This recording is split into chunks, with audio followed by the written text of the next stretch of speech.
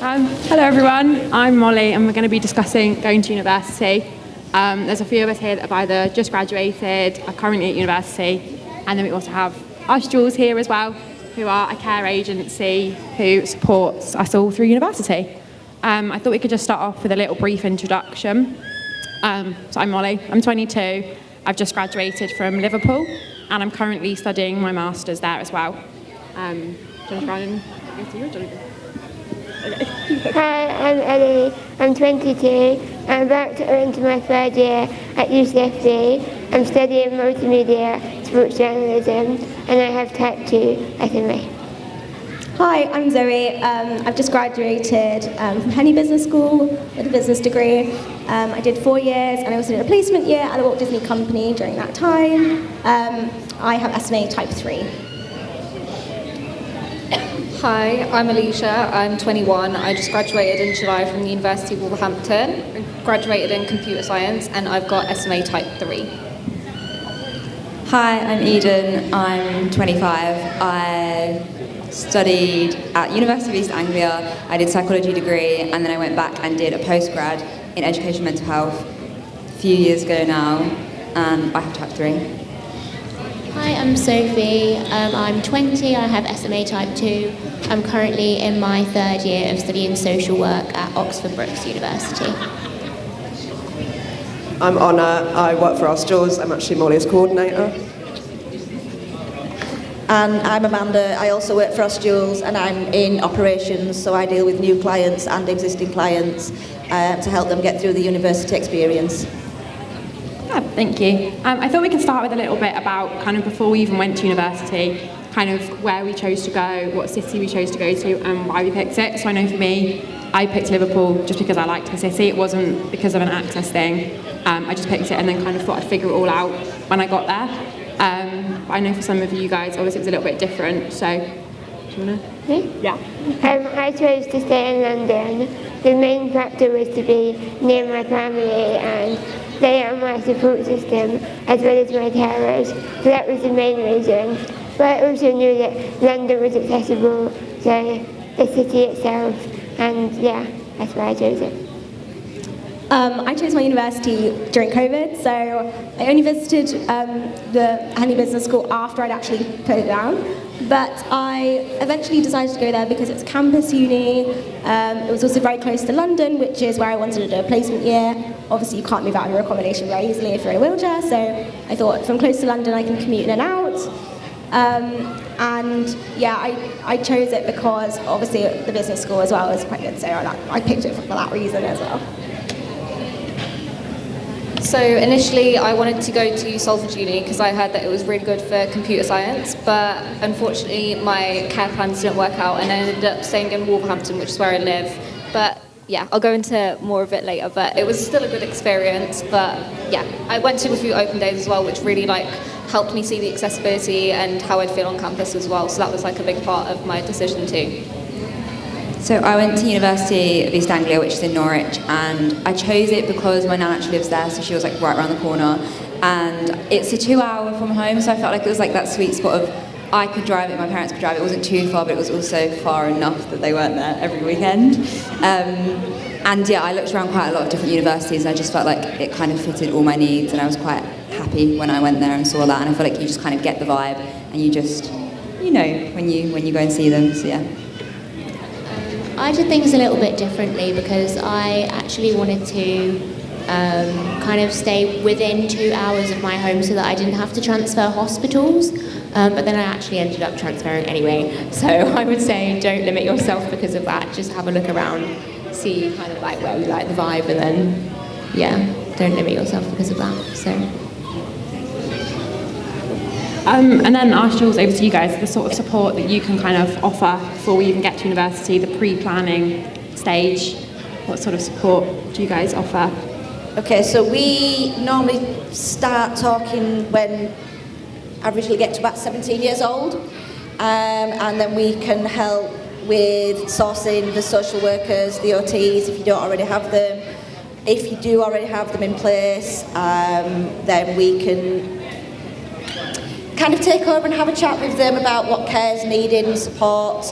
and how we would put that in place once university is on the cards, once they've chosen what university they want to go to. We can help with the accommodation of the university as well once you get there, but initially it's all around whether you're NHS or local authority and how to get the care plans in place.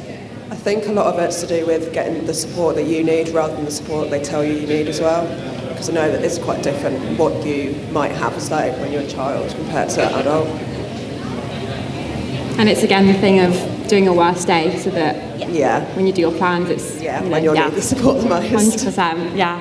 And then I guess again a bit more before starting university, the kind of planning that you felt you guys had to do that was kind of different from your peers starting and from friends starting, and things like figuring out placements and things like that.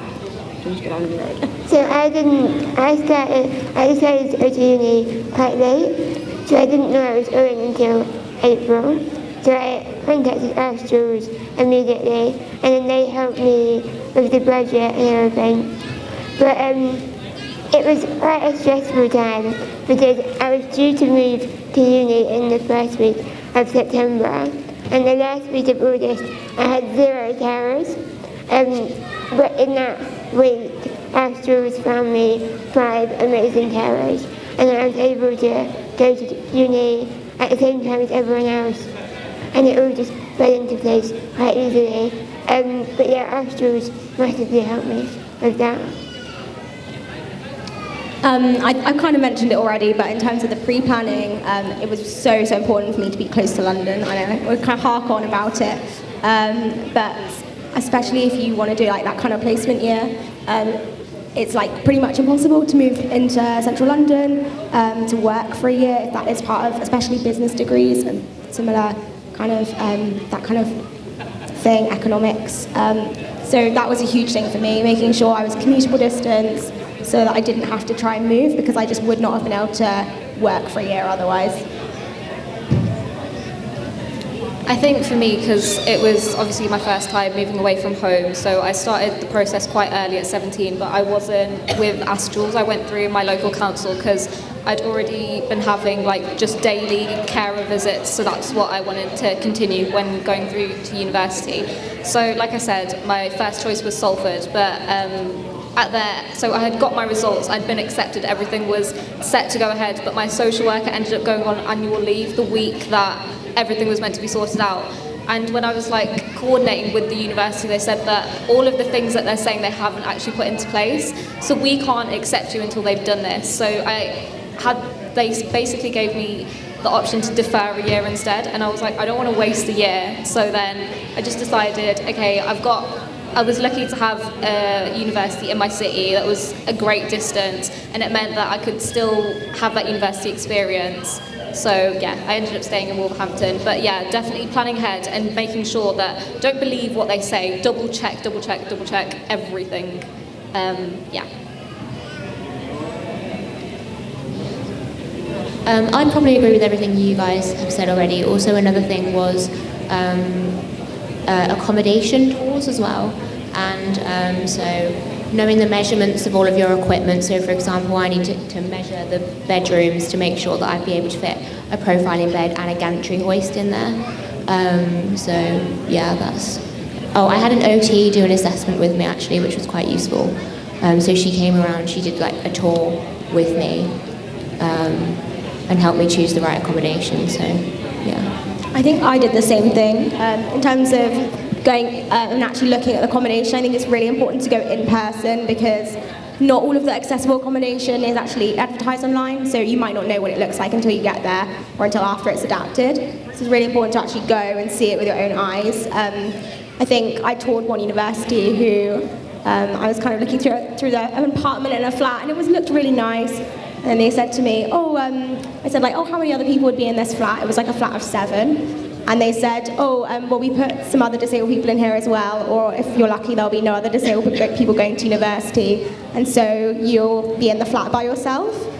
And he thought this was a marvellous idea, and I'd get the flat all to myself, and it'd be great. But for me, that was quite an awful idea that I'd be alone in my freshman week at university, and how would I meet people? And I actually chose against that university because I didn't want to be in a flat by myself, essentially, or kind of segregated off from, I guess, the general student population.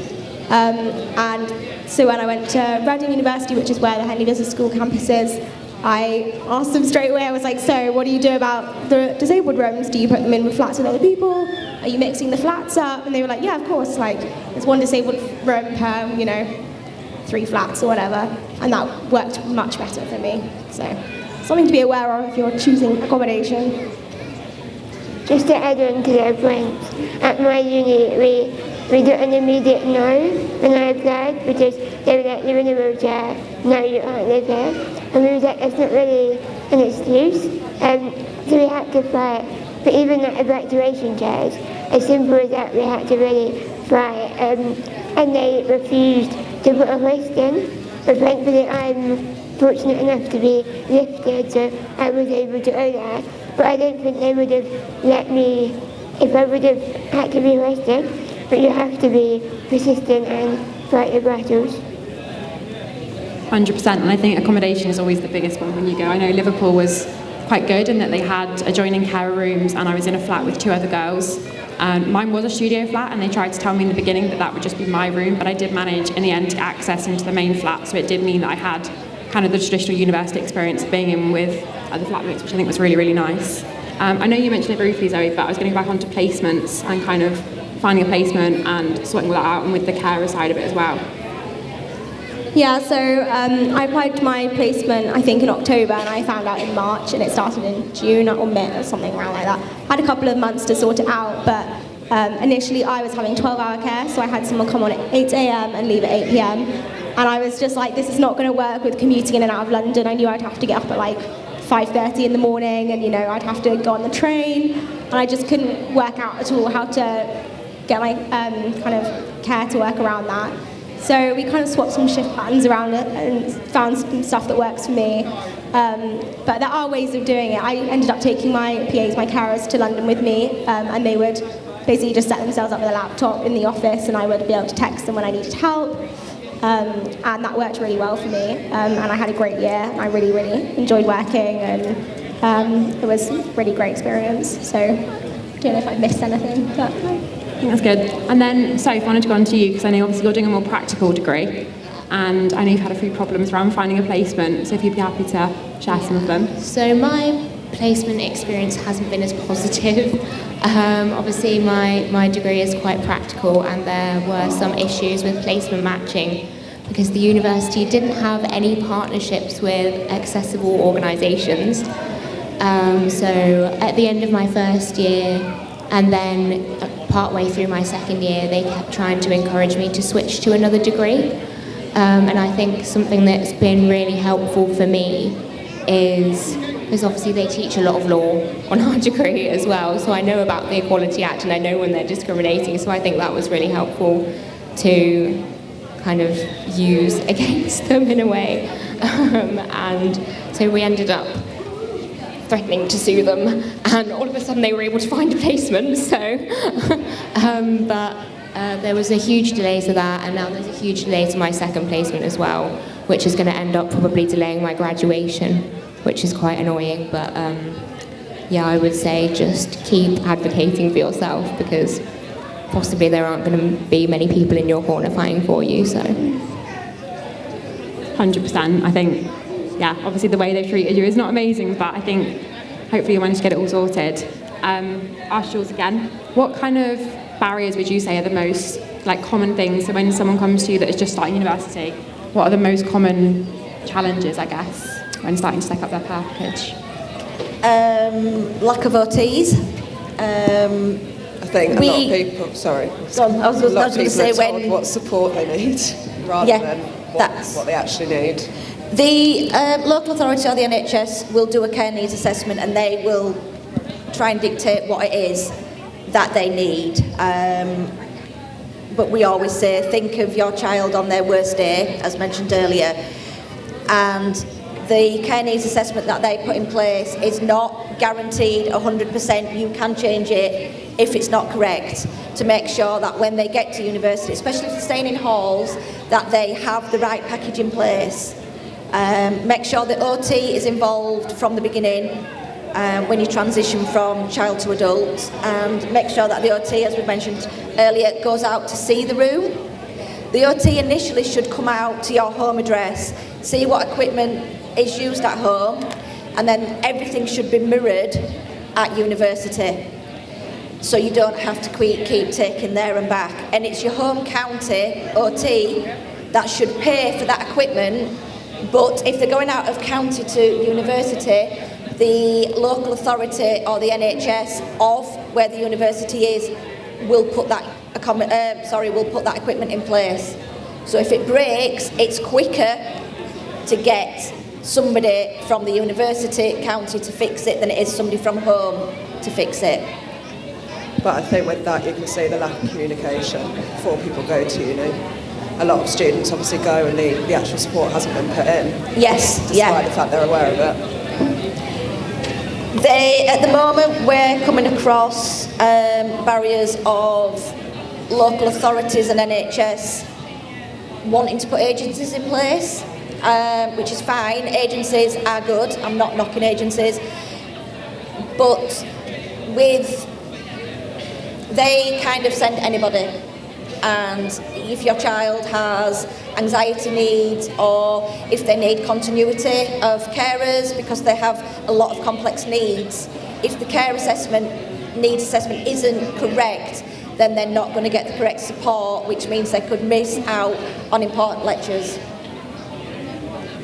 And Freshers Week, we found this term, haven't we? And Freshers Week is when they make most friends. Definitely, I think that's the really reassuring thing about you guys, so that if ever there is a problem with carers, there's always other people that you can kind of send and provide, so that it means you're never really without anyone. And obviously the training side of it as well. I know, Ellie, you were going to speak a little bit about that, and training new carers and kind of ventilation and peg feeding and things like that. So before I went to uni, I didn't have carers, so it was starting completely from scratch. And I always found it better to hire non-medical trained carers and then me train them myself. So I have BiPAP, public extraction and peg fed. So they all get trained on that by me and how I want it to be done. Because I found that if I hire nurses, they tend to do it their way, and that's not how I want my care to be done. So I train my carers with my mum and my carers support, and then once a year, Ask Jules set up a care day where they do training for the whole day to learn all the theory-based stuff. So all my care needs and that. Thank you. And thought on slightly more exciting activities, Freshers Week, social activities. How do you feel like you navigated having SMA while also trying to get to know a whole new group of people in a new city, and going to all the things you wanted to attend? So, you know, friends, flat parties, different nightclubs, being able to get into certain places. How do you feel like you navigated that within your first kind of few weeks? I feel like my first year definitely taught me that I needed to pre-plan a lot, because in my first year I had a bad experience where we were meant to go to an event with fellow freshers, but we got to the venue and there was no accessible taxis, so I didn't actually get to the venue, so we had to go home in the end. But then from then I learnt that I had to work with my uni to make sure that I pre-plan all that and not leave stuff to that. Because even though I live in London and you just assume that would all be there, it's not. So you have to make sure. And in terms of navigating my friends, I feel like after first year I was able to trust more people, and then they were able to help me feel more comfortable and not have to have a carer by my side at all times. Yeah, I found Freshers Week really difficult, I would say. I was quite a shy 18-year-old. I just moved to university. I'd met my first ever 24-hour care person literally on the doorstep moving into uni for the first time. So I found Freshers Week really difficult. I think I'd been that kind of COVID generation, so I'd never gone like clubbing, I'd never gone to a bar before, I'd never even been to a co-op by myself, so I feel like I found that really difficult. But 4 years on, you know, I like a night out now, and I think like it took me like a few years to actually kind of grow in confidence, and yeah, I would say Freshers Week's not for everyone, although, you know, I know it's like really sought after and it's so fun, and you know, everyone gets so excited about it. But I would say if you don't have a good time on Freshers Week, don't worry, there's more fun to come. You know, it's not for everyone, and I ended up finding a lot of lovely friends that maybe didn't like a night out as much as the next person, and you know, more people are more similar to me, and yeah, I think, yeah, if you don't enjoy it, that's fine. There's something for everyone at university. You can join societies and you'll meet people on your course, and yeah, I met lovely friends at university, so I would definitely, that's kind of my opinion on Freshers Week. Yeah, definitely for me, because being from Wolverhampton, I knew quite a lot of people like on the course, but then also met lots of new people as well. And yeah, it was like I have the same experience as you, but I think I gained confidence more throughout university, and it wasn't really there like in the first week. But then like as the weeks go on, it's like different, but it's a good different, and you get used to it so quickly. And yeah, it's a great experience. Yeah, I think very similar. One thing I will say is that freshers can be very exhausting. So I had a 2 weeks freshers, and there was an event every hour of every day, and you want to like go to as many things as possible, but physically I could not do that. It was either I go to the day things or I went to the night things, and I think having to pick that, it's okay, it feels like you're missing out, but actually it's absolutely fine, and not everyone is going to everything anyway. And I did choose more of the nightlife stuff in those first 2 weeks. And one thing that I think was really helpful is security is going to be your best friend. Like, there was a lift on campus, but it couldn't be left open, so I basically emailed security before and just like let them know if I was going to either a club in town or whether it was on campus, just so then things could be ready, so the lift could be like turned on, and they were kind of aware that I would be arriving. That was really helpful. And even if like, obviously you don't always pre-plan that you're going to go on a night out, so going to the front of the queue and explaining, most of the time people are really, really helpful. But yeah, that was my freshers experience. My freshers experience was a bit different. Something that I was really worried about was accessible toilets in nightclubs, because there aren't any, especially if you need to be hoisted and things like that. So only this year, I remember the first time I went out in Freshers Week, I was like, oh my god, I need to get drunk on like as little fluid as possible. So I was like, only vodka shots, guys, I can't have anything else. And then we got to the club, and I was like, I need a toilet already, I have to go, because I couldn't go anywhere. And obviously I'm in my third year now, and I've actually, a couple of months ago, got a suprapubic catheter, and that has just given me so much independence. And I wish I did it in my first year, to be honest, because it's just, I think it would have been great for Freshers Week. But yeah, I think, yeah, that's it. I didn't get it for that purpose, obviously. I got it mainly for placement, but it's just been great in every aspect of my life, really. It's really helped to improve everything, yeah, so. Yeah, I think freshers is hard for anyone, but I think especially when you just arrive in a brand new city. So for me, I'm from Devon, but I went to university in Liverpool, and my parents kind of left me a few days after I moved in, and you're left in this brand new city with these new carers that you don't know, while also trying to make new friends. And it's a weird time, but obviously it did all work out. It's a bit of a baptism by fire, I always think. That first, for a couple of months, it just everything feels too much. Feels like too much to handle, and then you just learn to cope, and you kind of grow so much as a person, and you become so much more resilient, I think. Especially living in my house in Bristol, I feel like, that's where I'm from originally, my mum was, she really took that role of kind of sorting everything out all the time, and I'd never had to ring up a hoist company and tell them that like my hoist was broken before, and that was really hard to do as like a kind of fresh 18-year-old, and you go and everything breaks in your accommodation and it's all a bit horrible, but you really learn to kind of be that person who you're emailing people and sorting things out and ringing up and saying, come and help me. And I don't know, like after that kind of initial period, I just feel like you kind of grow that resilience, and I do think it can be really difficult, but it's amazing for your confidence and things. Yeah, 100%. I think it completely changes you as a person. I think I'm so different from when I first started university 4 years ago, and I have so much more confidence in sorting my own hospital appointments out and navigating my own carers, whereas in the beginning I'd be ringing my mum every 5 minutes to ask for advice on something. So it definitely really does grow your confidence and a whole new way of integrating your carers as well into a new social circle, because you know, you meet people, and if you need your carers with you 24/7, it's your friends kind of getting used to having a carer with you. So it's really nice when you have someone that gets on with your friends as well. I thought just to finish off, we would do a little, what piece of advice would you give to someone that you kind of wish you had 3-4 years ago when you were first moving to university, that you wish you'd been given or heard, or start with you? I would say contact the support team at universities you want to apply to ASAP. Even if you're not 100% going there, just speak to them. I went on 2 open days at different universities, but it was like private open days, so it was with the support team, and they showed me all the accessible stuff, and they are the people that will support you for the next 3 years. So as soon as if they get to know you as early as possible, they will have your back from then on. I would say get a company to help you manage your carers, because it's such a palaver, and I need a little bit of extra help, and I think that's what Ask Jules did for me.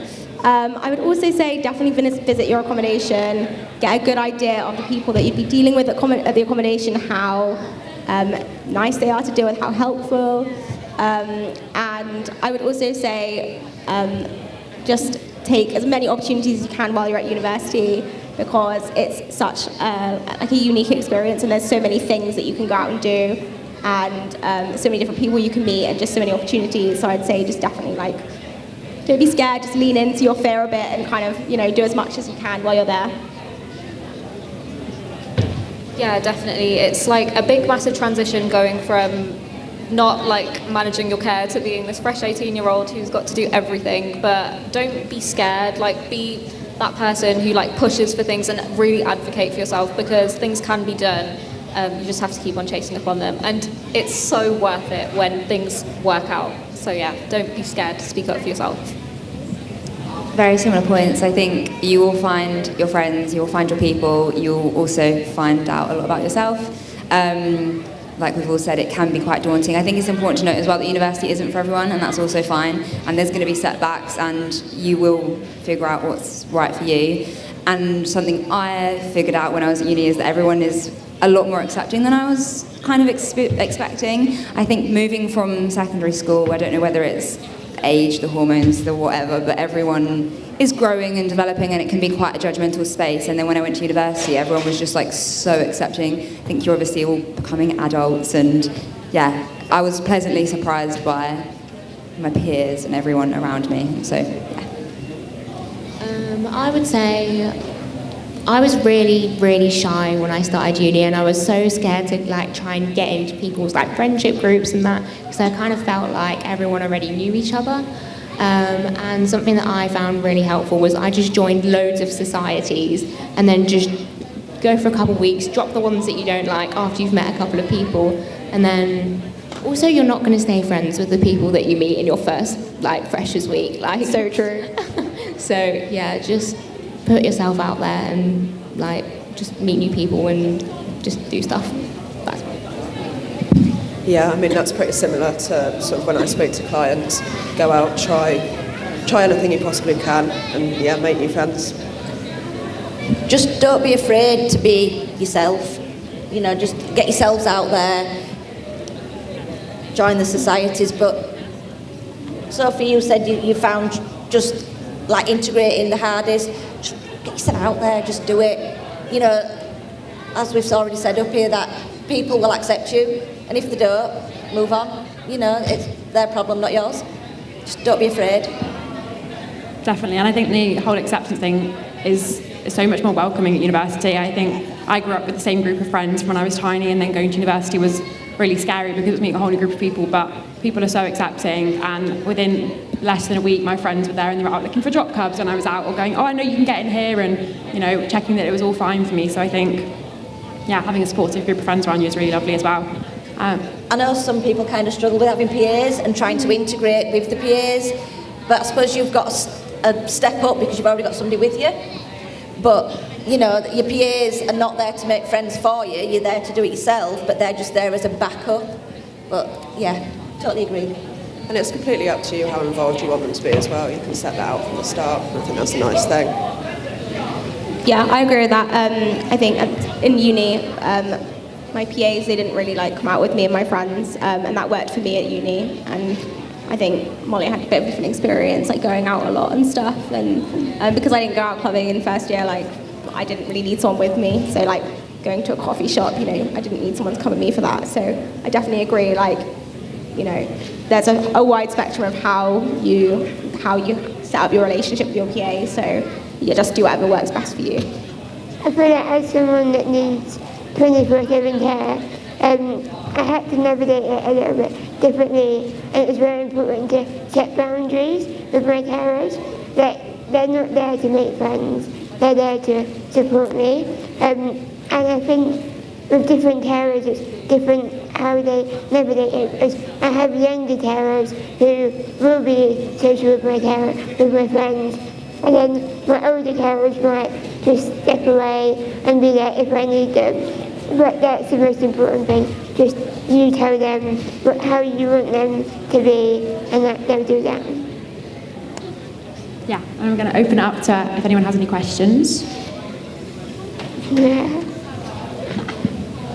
Thank you, everyone. I just wanted to know how you arrange transport. So do your PAs drive your mobility vans or cars, or how did you arrange that? Because up to certain points, your parents are in charge of your mobility vehicle. And then you're 18 and suddenly it's your vehicle. So how do you manage that?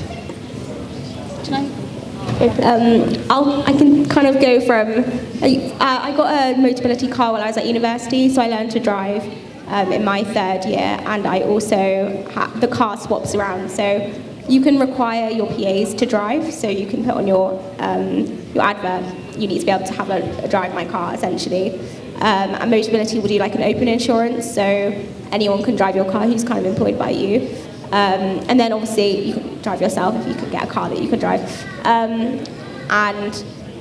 Or you can require no one to drive and then drive yourself. I don't know, it's kind of, I don't know, you kind of did it differently, Mol, didn't you? Because you transfer in and out of the car. Yeah, so I have a Motability car. I can drive, but I don't have an adapted car for me to drive yet. So my mum has a big van at home that I left there. So at uni, I wanted my carers to drive, so they bought their own car, and I would use my manual wheelchair whenever I went out in their car for hospital appointments and things. So yeah, I've always had in a job advert that I want them to be able to drive, and if they don't, then I won't interview them because it's such a massive thing having them. I would say also that although my parents, while I was at uni, weren't required to drive me around anywhere, they thought it was really important to still have an accessible car so that they could come and rescue me from university, essentially, if anything went wrong. So that is something to bear in mind as well, I think. Although you can kind of take over your own driving and independence and have your own car at uni, having that backup option is quite important. I'm not sure if it's the same for all universities, but mine, they have a bursary. So if they're having a university trip, they will pay for petrol or pay for a taxi to get you to the venue. If there's a coach that the students are going on, they will get you there a different way. Sorry, yeah. If you get the DSA as well, the DSA can provide taxis, so you get given an allowance to get taxis back and forth from where you need to go.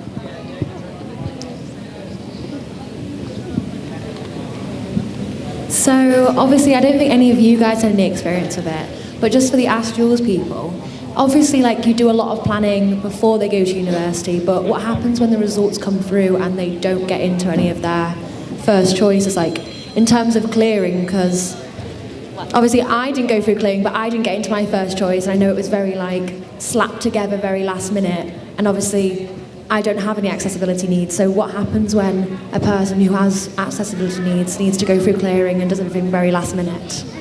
I'll pass this one to Amanda because she does more of the pre-uni. Thanks. So what we suggest when you're applying for universities, you do the same the first, second and third choices. We all always say you go to your second choice and your third choice. Tell them that you do need an accessible room. Most of them only save it for their firm choice, but if they're aware that they are on your list, and then they will sometimes, I say sometimes, provide an accessible room. They'll put one on reserve for you. So if you don't get your first choice and you go to your second choice, there is accessible rooms. But also what I would say is a lot of people don't always get the first choice. So what is your second choice might have been somebody else's first choice. So they may have had a PA room put on reserve as well. So they've dropped out of that unit, so you automatically get their room and your room as well. If not, then we will do our best to find you something in the university. We have had times before where we've had conversations with universities and got them to knock 2 rooms into one because they've got the whole 6-week holidays to do it or 8-week holidays to do it. So we've had an instance where we've made them turn 2 rooms into one to make a PA room and a room for an accessible room for the client. Can I just add on to that as well? I think something that really helped me was one, having like the funding in place before, so that everything's kind of, you know, in the works before you even. Sorry, no, go on, carry on. And also, I think having your advert written and things like that, that can take a while to put up, a while to kind of edit, things like that. Things like that is really important. You just have that ready to go so that as soon as you know where you're going to be going to university, you can put your advert up straight away, and it can go up the same day as you get your results, essentially. Things like that, kind of planning ahead for the bits you do know is really important, I think. Yeah, what we will do as well, if we know you've got 2 choices, we will put your advert up in both places and we will send you candidates to interview for them both places. And then we will talk to the candidates and say, okay, this is your firm choice or your second choice, but they'll know. If you've got a living package, it's better because the candidates don't really care where they're going to be working because they work for 7 days on and 7 days off, so they will travel once and then travel home 7 days later, so they don't care if they have to travel 200 miles to get to work. If it's an hourly package, it's slightly different, but again, we talk to them, we take all that stress away from you guys. So it's one of the good things of using Ask Jules. In terms of accommodation, like on average, did you find that the accommodation was usually like big enough and adequate and accessible, or did you struggle with finding like good accessible accommodation? I found that the Reading accommodation was really big enough. I had 2 desks, I had a huge bathroom and electric bed, H-track hoist in ceiling in bathroom and bedroom. I found it was fine, but I think super important to just go and see yourself and get your OT if you have one, to go and visit in person, because as we know, photos can be deceiving, as if anyone's ever booked a hotel and then turned up and they can't get around the bed or whatever. So really important to just go and look in person, and then you can make your decision based off the accommodation that you see in person. Something that my university did for me that was actually really helpful was they, when I moved in, none of the doors in my flat were automatic, so I had to go everywhere with the PA, which I don't normally really need. So what they did was they made the block door, flat door, my bedroom door and the kitchen door all fob automated, which was really useful. And then while they were at it, they also put a nice height adjustable sink into my bathroom. So yeah, that was really useful. I think as well, actually, like Zoe said, obviously go and check, because a lot of what they say is accessible isn't accessible. I mean, I know, Molly, I think your first year they claimed your accommodation was accessible and it had steps in. So.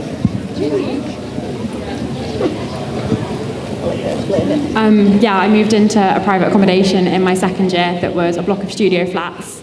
And before we moved in, we checked it was all accessible, and they said that they could cater for me and everything. And then there was an incident where, so the main entrance had steps, and I would go around a side entrance, up an automatic door, and there was one time the automatic door broke, and I couldn't get out of the building for 3 hours. And when my carer went to speak to them, they told me that the building wasn't built for me, and that's why they couldn't do anything about it. So there's been some good ones and some bad ones. And they didn't have an evac chair for you? Oh, yeah, no evac chair either. I don't know whether this is Ask Jules or you guys. To me, what I'm listening to, and I'm just thinking about Elsie. Elsie would need somebody 24 hours a day, sometimes just to be like a fly on the wall, like you were saying. She could go to a coffee shop on her own, but when she needs someone, she needs somebody. How do you go about sourcing the funding for that sort of package? Is it, is there an assessment? Because I know she needs somebody all the time, but how do you get somebody that is able to live in with you, and then how do you get their room? And yeah, it just seems a massive thing. You guys are giving me loads of hope because you make it sound really possible, but it just seems huge and like a lot of money as well. Because, like you say, she does need the 24/7 care, but not all the time. So the budget that we would put in place, it would allow... There's no set times of when people need to go to the toilet. There's no set times of when you're going to need care and support. So we put a 24/7 in place, but then not sat on your shoulder 24/7. So you might be going out to the pub, to the club. They can be back at your accommodation doing your cleaning, doing your laundry if you can't do all this for yourself. So they may be there. You may just say to them, I don't need you for the next 2 hours, but please be only 10 minutes away. If I need you, I'll give you a ring.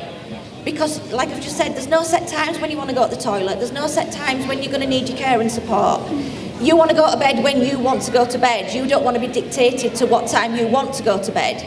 So if you've got a good set of friends that are happy to be with you when you go night clubbing or go to the cinema or things like this, general life, your PAs can be in the accommodation. They could be chilling. They could be sat watching TV. They've got their own PA room. They set it up how they want.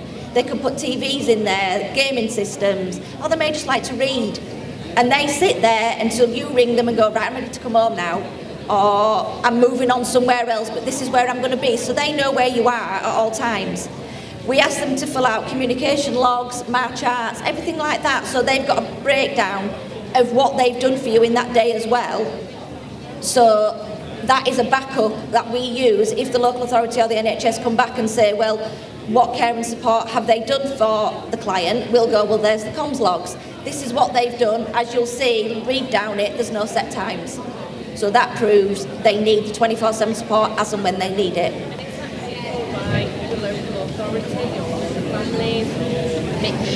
Say that again, sorry. Where does the funding stream the funding for Ask Jules comes out of the budget that is set by the local authority or the NHS. There's no cost to any family as such.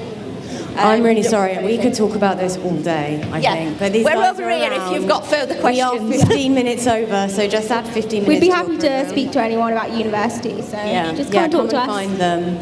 After break, there's going to be football. You can go over to the leisure centre, but can we give these guys a huge round of applause? It's really, really interesting.